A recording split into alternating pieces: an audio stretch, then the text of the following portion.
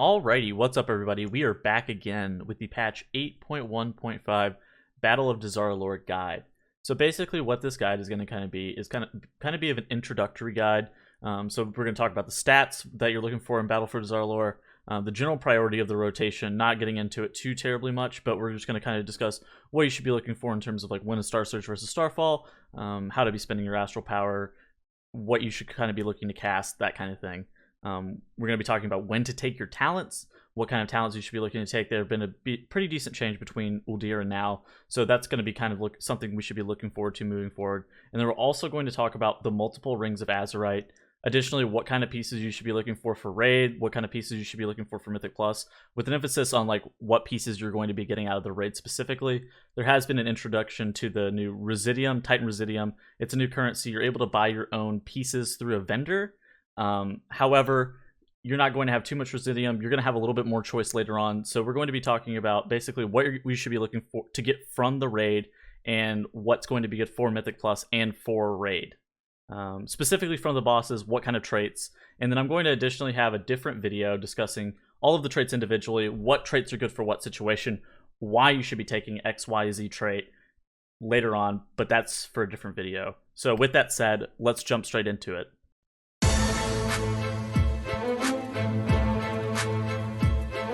So first off, we got stats. If you played at the beginning of the expansion and haven't played in the past couple weeks, the stats kind of changed a little bit. They changed more from haste and crit to haste mastery, as mastery got a coefficient buff, and then after haste and mastery, critical strike and then versatility are basically your two other stats that you should be looking for. Additionally, I'm going to take this moment to talk about trinkets a little bit as well. Trinkets have changed from expansions past. Prior to this expansion, you would be looking for specific secondary effects from trinkets for whatever reason because they did a lot of damage. However, a lot of value of trinkets right now come from the item level of the trinket and the main stat as opposed to the secondary effect. So basically you should kind of be looking for item level purposes. However, you should always be simming yourself, especially whenever it comes to like, should I gear this way and then what trinkets are good. Sims will generally be more reliable. You should be simming patchwork single target and then maybe patchwork 5 targets if you're kind of looking for like a rough estimate of what's good on single target and what's good on AoE. There's obvious going to be discrepancies. If you have any questions about gearing though, feel free to shoot me a DM and I can always help with that.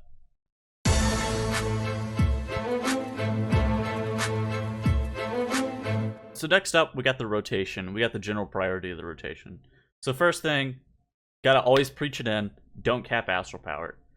Capping astral power makes you lose a significant portion of your damage, and this is mitigated by casting either the spenders of Star Surge or Starfall. Basically, if you're capping astral power, you're losing potentially free damage that you otherwise would have gotten. Your builders generally do significantly less damage, so capping astral power by not using enough spenders is really detrimental to your damage overall. Next, we got maintain uptime on your dots, specifically Moonfire, Sunfire, and Stellar Flare. Basically, especially since people are now more playing Stellar Flare, making sure that you maintain 100% uptime on all 3 of these dots is a really big deal. Making like if you are talenting Stellar Flare and you're not maintaining 100% uptime on it, you shouldn't be playing the talent. Like you should be playing Twin Moons or something else if you're not able to maintain 100% uptime on Stellar Flare. And then next we got do not cap lunar and solar empowerments. This is pretty straightforward. Obviously, sometimes it happens due to eclipse procs or whatever else, but making sure that you're spending down your lunar and solar empowerments kind of evenly with Lunar Strike and Solar Wrath, just really make sure that your damage is really where it can be. Next, we got utilize maximum uses of cooldowns while still making them efficient. This is kind of a case-by-case basis, but I thought I'd just throw this in here just so people can kind of think about it, right? While it is important to be able to get maximum uses of your cooldowns, and generally speaking, wasting a cooldown is not normally advised, sometimes efficient uses on priority targets of ads, execute phases of bosses, or just specific timings for cooldowns are a little bit more important. However, a general rule of thumb, if you don't know when to use your cooldowns, use them on cooldown. This counts for Fury of Elune, Force of Nature, Incarn, Arcanic Pulsar, everything. Arcanic Pulsar is a little bit different. I would never really recommend holding it for more than 5 to 10-ish seconds. However, you could make a case for holding it occasionally during progression fights, but general use cases, I would say don't hold cooldowns like at all, especially if you don't know what you're doing. If you have any questions, again, like I said in the stats and the rotation stuff, or like I said in the stats stuff, feel free to DM me. I'm generally going to be helpful. I'll tell you if it kind of sucks if you're holding cooldowns for this specific event, or I'll tell you maybe this is a good idea for your group. I can always look at logs or anything else if you guys need more specific help. And then finally, always be casting something. Don't, make sure you're pressing multiple inputs per GCD and spell queuing your spells. One press does not need to equal one input. I really like button mashy, so making sure that you're kind of just spamming your keys, making sure that you're filling every single microsecond, millisecond, every single global, regardless of whether you're moving or not. Like, if you're moving, you don't have astral power, this sucks. Hit Moonfire anyways. Just keep hitting Moonfire until you're able to stop moving and start casting again. So making sure that you're just filling your globals with an ability, regardless of the ability, will increase your damage more than literally casting nothing.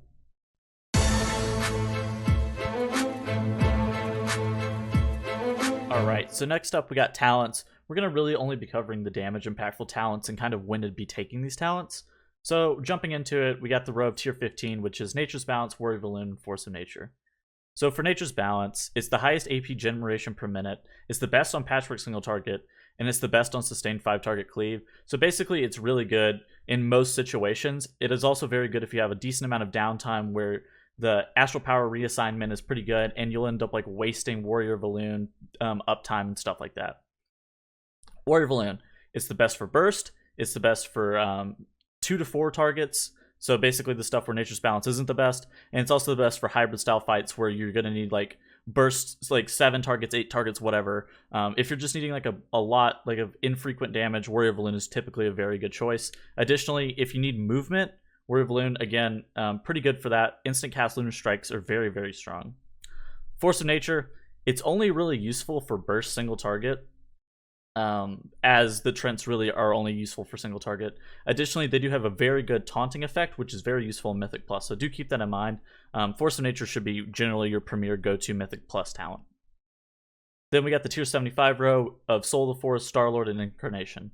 So Soul of the Forest, never really taken. The talent is really lackluster in comparison to Star-Lord and Incarnation, and they all really fill the same niche, unfortunately, for Soul of the Forest. It is the best for 5+ target sustained AoE, which is very rarely seen. Additionally, Incarnation just kind of fills that niche a little bit better.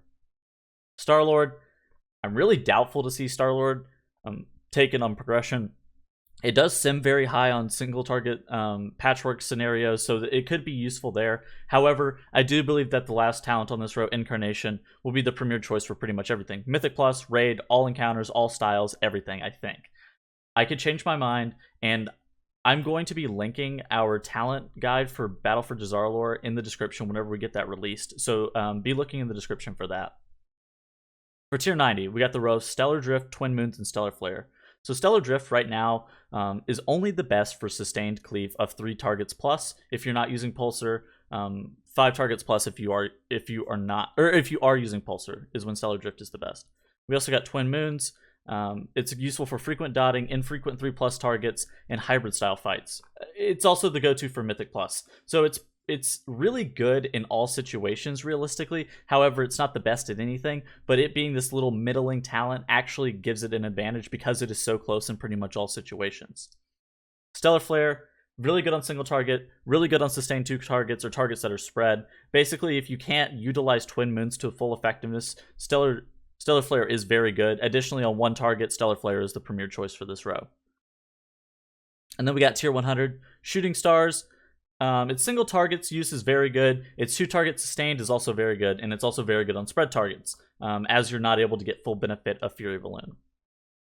So Fury Balloon, we got burst, stacked AoE, and sustained 3 targets. These are all of the points in which Fury Balloon is very useful. This category of burst is very ambiguous, as I said, but it is still one of the premier choices for this row. Burst is very, very important, especially as a Moonkin kit. Being able to target swap on a dime, being able to burst down targets quickly as a balanced druid is very, very strong overall. And then we got New Moon. It has a very rare use. It's worse than Shooting Stars for sustained single target, and then it's worse than Fury Balloon for burst, so it really doesn't have a defined niche.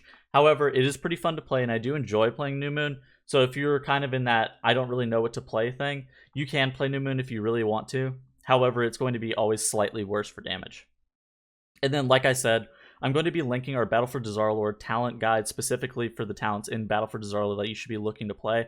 We're catering it specifically for the instances themselves. We're going to be going through all the talents, not just the damage-specific ones. So if you guys have any questions or anything, make sure to reference that guide that I'm going to be linking down in the description.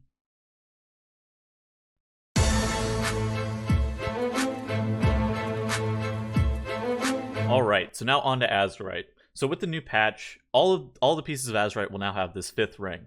However, this is not literally retroactive, so basically you have to be getting new pieces of Azerite. You're not going to magically obtain a 5th ring. So making sure that you get a new piece of Azerite is pretty important moving forward.